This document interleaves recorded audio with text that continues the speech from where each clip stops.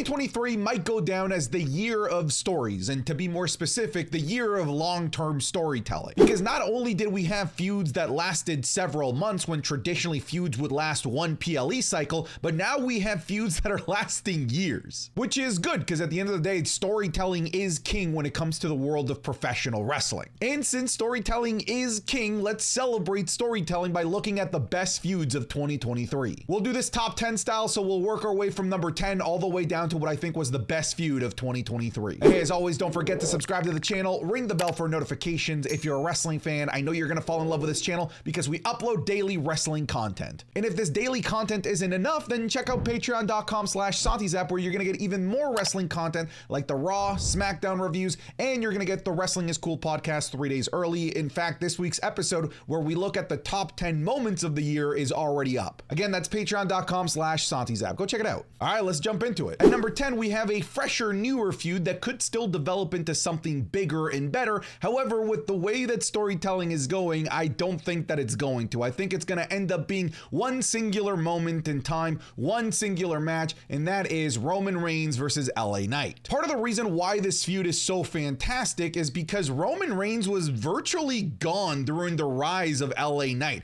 LA Knight became a megastar while Roman Reigns was gone. And because of this meant that this was a fresh new matchup for Roman Reigns. This wasn't just another Bloodline storyline. It was finally Roman Reigns taking on somebody else that wasn't involved into the deeper fabric of the Bloodline universe. And it was a guy that was organically over with the fans, a guy that people wanted to see succeed in the WWE. So it was a cool little perfect storm with Roman coming back, LA Knight being the hottest thing in professional wrestling, and what do you do there in that situation? I mean, you put them together, you have a matchup, and you make it at a giant stage like Saudi Arabia's Crown Jewel. Now, the match itself wasn't necessarily fantastic, but it was really about the story and the build-up to this match, because that admittedly was very good. LA Knight and Roman Reigns gave us one of the most entertaining contract signings in WWE history, and somehow LA Knight, the ultimate David in this situation, made it feel like Goliath could actually topple. Ultimately, it didn't, and it ended in the most traditional Roman Reigns match that it possibly could have, with people from the Bloodline getting involved. But again, this is about the feud, not necessarily the match involved. And yes, folks, I do agree that the match involved does matter, which is why this isn't anywhere near the top feud of the year. But still, I thought it was good enough to crack my top 10. At number 9, we have yet another brand new feud that could still blossom into something even bigger, but as of the making of this video, it's really heating up and it's delivering some great television.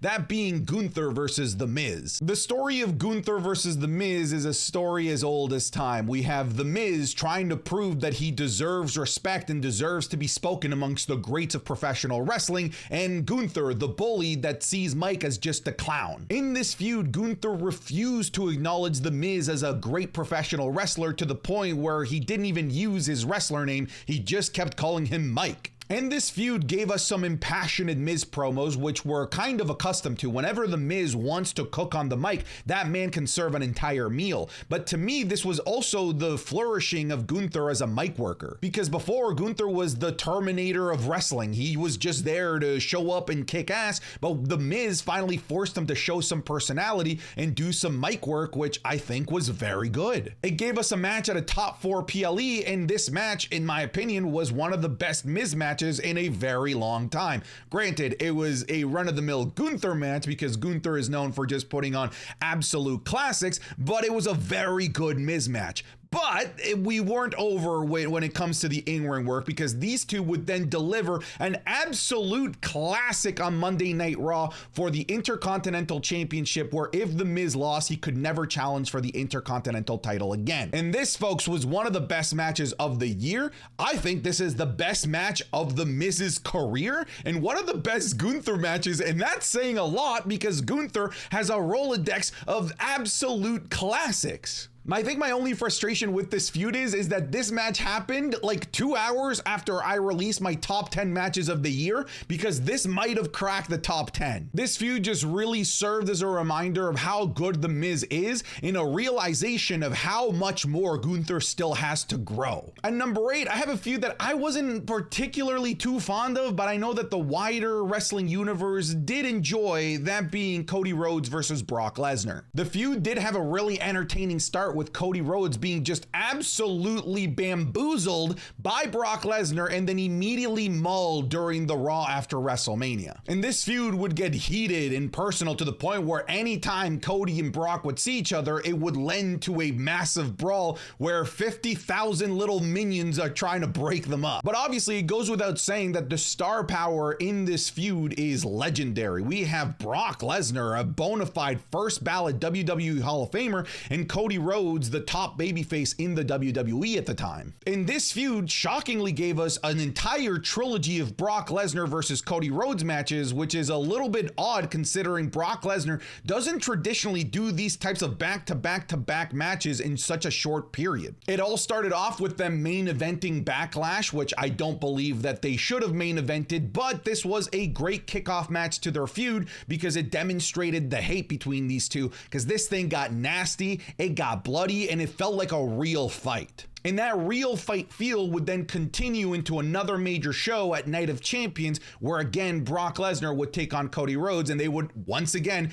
beat the ever-living piss out of each other. I think the only complaint that people had about this match was the fact that it didn't have any sort of stipulation. A feud that was getting bloody, that was getting really personal, where these two wanted to tear out each other's throats, really deserved something a bit bigger and a little bit more violent. And then this trilogy of matches would cap off at SummerSlam, being one of the better matches at SummerSlam. Granted, I don't think that that's worth bragging too much about, considering SummerSlam was the worst PLE of the entire year. But again, a normal match, no stipulation. When we're at the trilogy, we're at the rubber match. It's tied 1-1. I don't know how you can put these two inside of the ring, these two that want to absolutely annihilate each other's entire family line, into a regular match. I think the one hilarious part of this match was that at one point, Cody just straight up hits Brock Lesnar with the steel steps and no disqualifications. Just like, yeah, we're good to go. And everyone's explanation was just like, oh, well, like the steps are part of the ring. Meanwhile, Cody like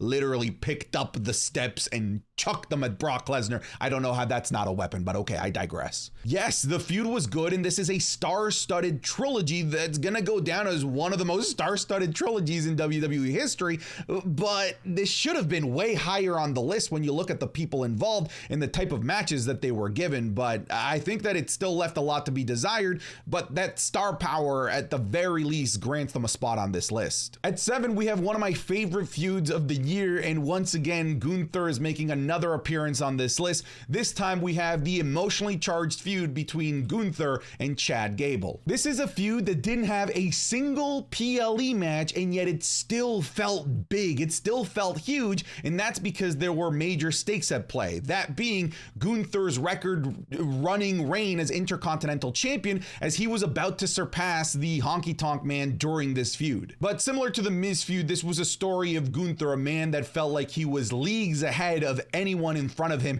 including Chad Gable, who he saw as a clown, as a loser, who had untapped potential and was wasting it with the people that he was surrounding himself with. But as a true babyface, rather than ditching his friends and trying to demonstrate to Gunther that he is all of that, he stuck by his guns. He kept the pink gear. He kept the ridiculousness. He still kept saying shush and thank you and stuck by his friends. All that to demonstrate that he doesn't need to change who he is in order to be an ass kicker, and he demonstrated that throughout this amazing trilogy. This trilogy would kick off in a fantastic 5-minute challenge match where Gunther, again being the arrogant heel, believed that Chad Gable did not deserve to share the sacred mat with him. Gunther believed that Chad Gable couldn't even last 5 minutes with him. And in true Chad Gable form, he managed to last more than 5 minutes and managed to pick a victory over Gunther, who hadn't lost in like forever. And then this feud would go on to a second match on Monday Night Raw, again all on free television, and give us another 5-star classic where Chad Gable once again would win, but this time via disqualification. So if you're keeping score, the unbeatable Gunther, the man man that thought that Chad Gable was nowhere near his level is 0-2 against Chad Gable. All of this leading to one of the best matches of the entire calendar year, the Intercontinental Championship match between Chad Gable and the ring general Gunther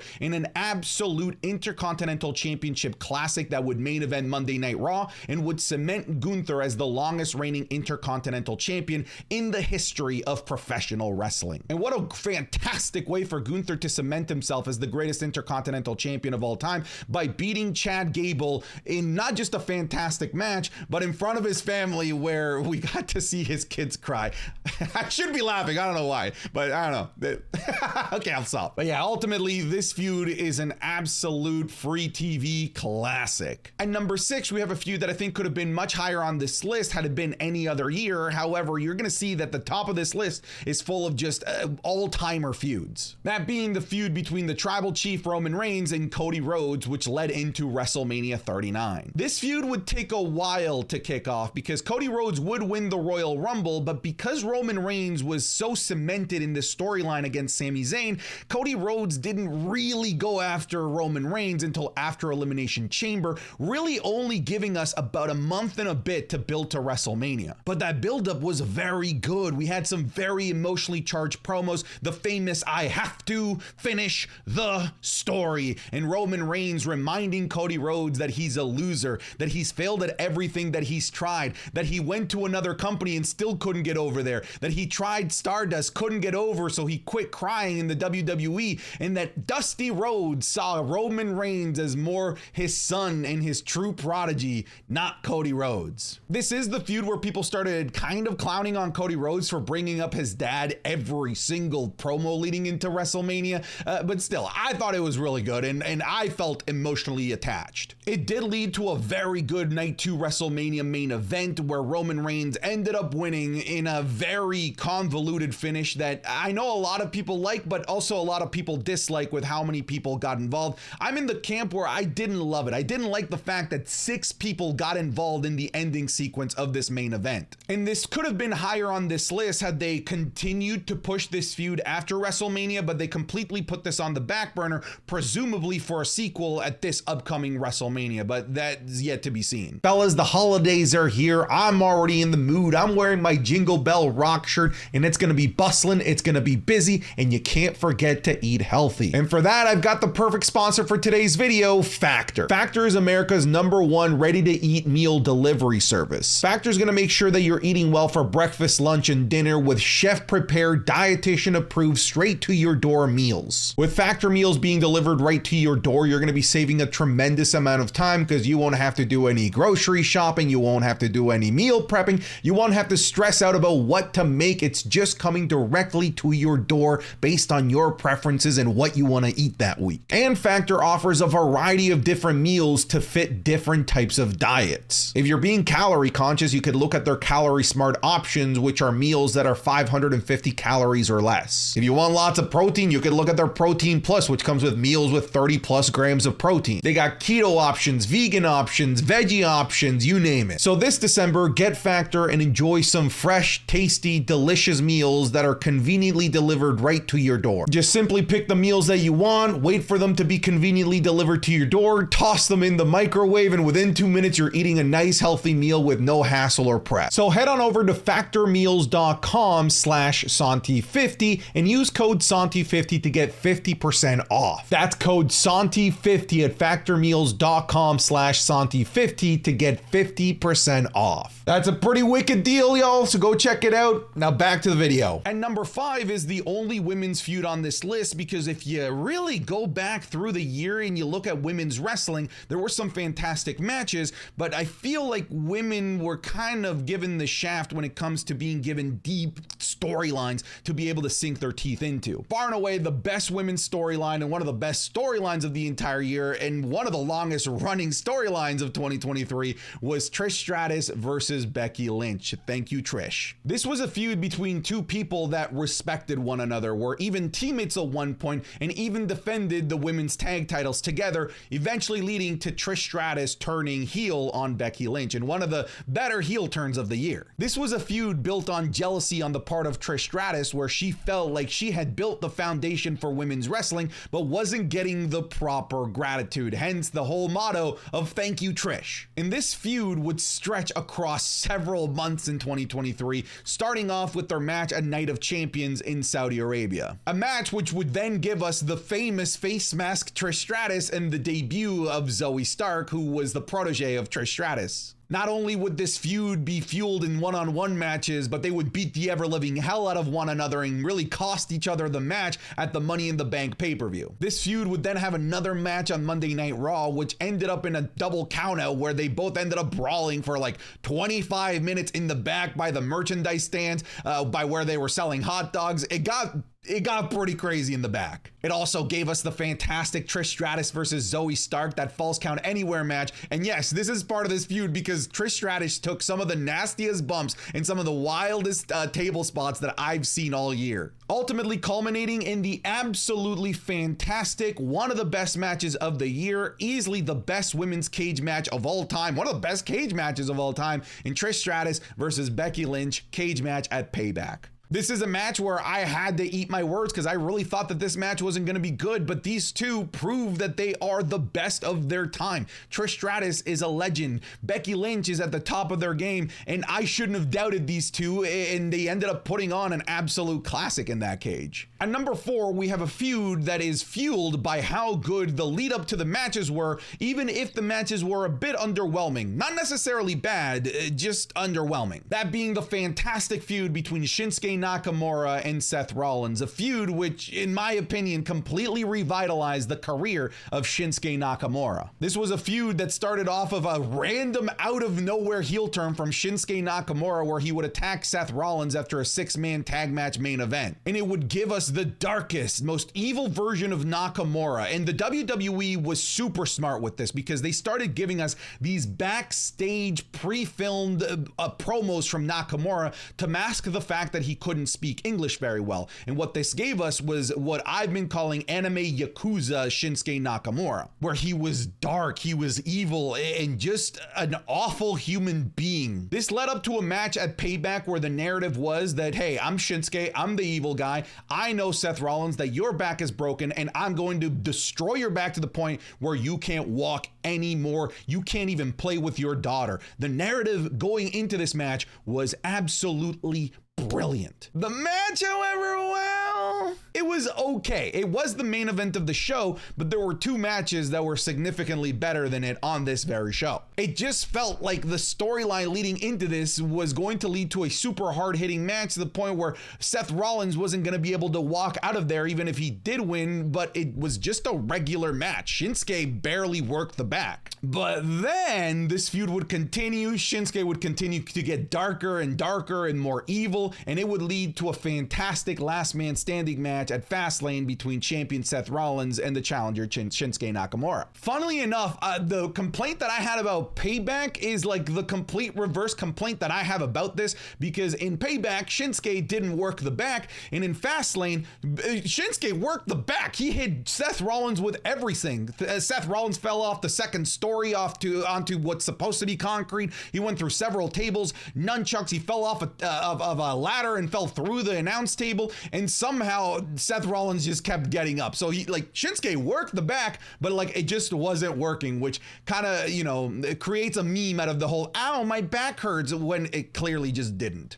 But hey, this match objectively was very good. It just didn't quite jive with the narrative that they were telling of Seth Rollins' back. But again, the storyline that was being told into this in this match was just so good. At number 3, we have one of my personal favorite feuds of the year, that being the feud between Dirty Dominic Mysterio and Rey Mysterio. This was a feud that was hilariously carried by the fantastic Dominic Mysterio, with the now iconic shtick of him wanting to slap Rey Mysterio and Rey Mysterio refusing to slap back. This also gave us the hilarious promo of Dominic Mysterio realizing just how out of touch with reality he is by complaining that Rey Mysterio was a deadbeat dad because he didn't buy him the car that he wanted. He wanted a Mercedes and he only got him a BMW. What a disgusting father. I think my favorite part about this feud is just how real it got outside of traditional WWE television. If you remember, this was a feud where Dominic Dominic would show up for Christmas. Dominic would show up for like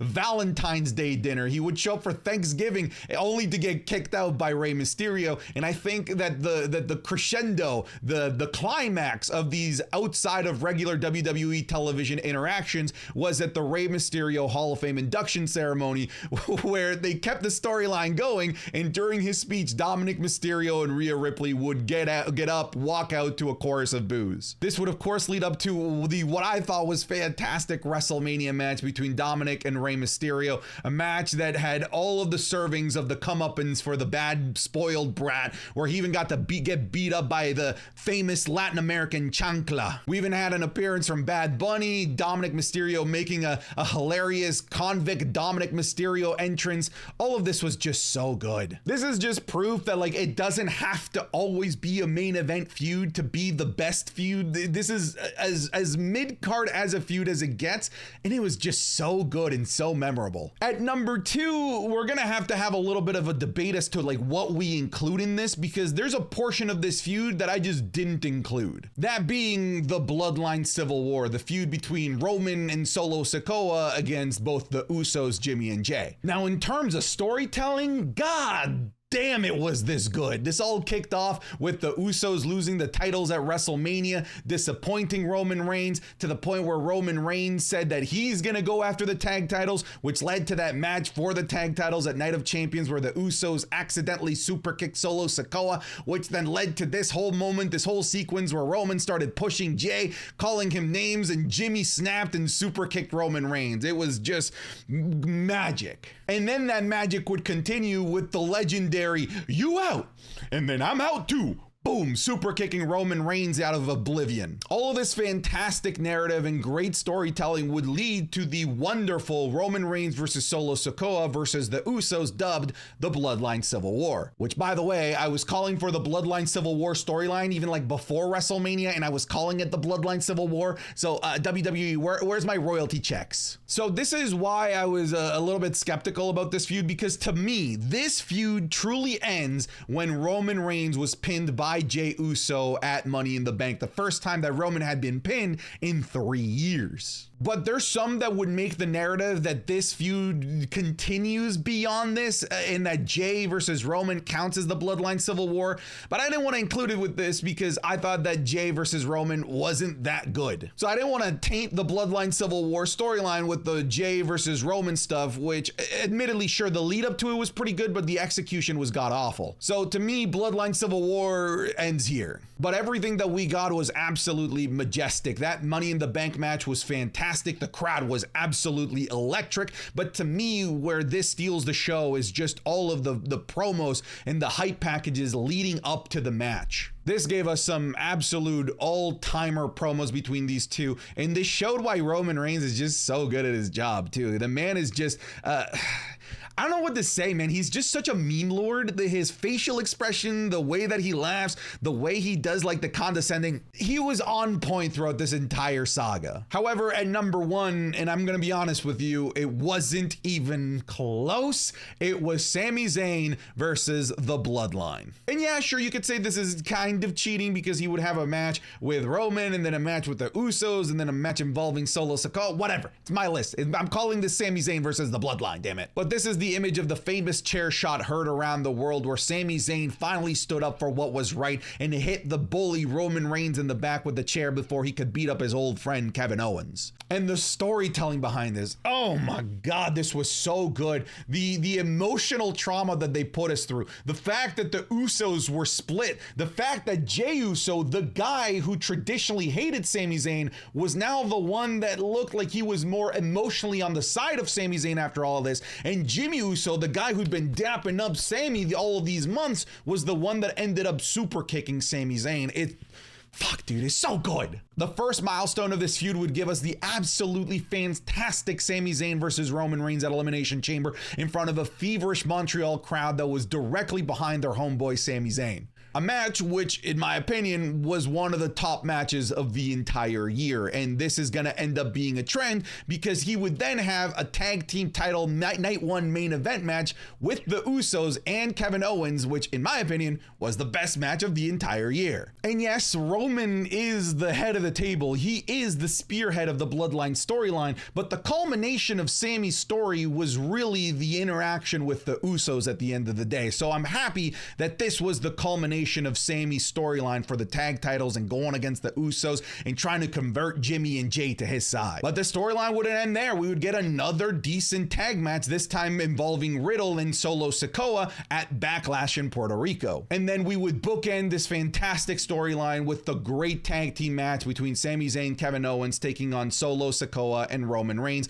which would then start the story of the Bloodline Civil War. I'm going to be honest with you. I think that this is the greatest storyline in WWE history. I know a lot of people talk about the Bloodline as a whole, but like this subsection of the Bloodline storyline, the rise of Sami Zayn, I think this is the greatest story that the WWE has ever told. And we were lucky enough to get it in 2023. And for that, I'm going to be forever grateful because I witnessed some fantastic storytelling. But that's it. That's my list. What would you have on here? Is there anything that you feel I missed? Anything that I overlooked? You let me know in the comments. I know you guys are vocal. You guys will let me know. You guys got mad that I left Jey Uso off of the Breakout Superstar of the Year. So I'm sure you guys will let me know if I missed something. That's it. I'm done. Get out of here.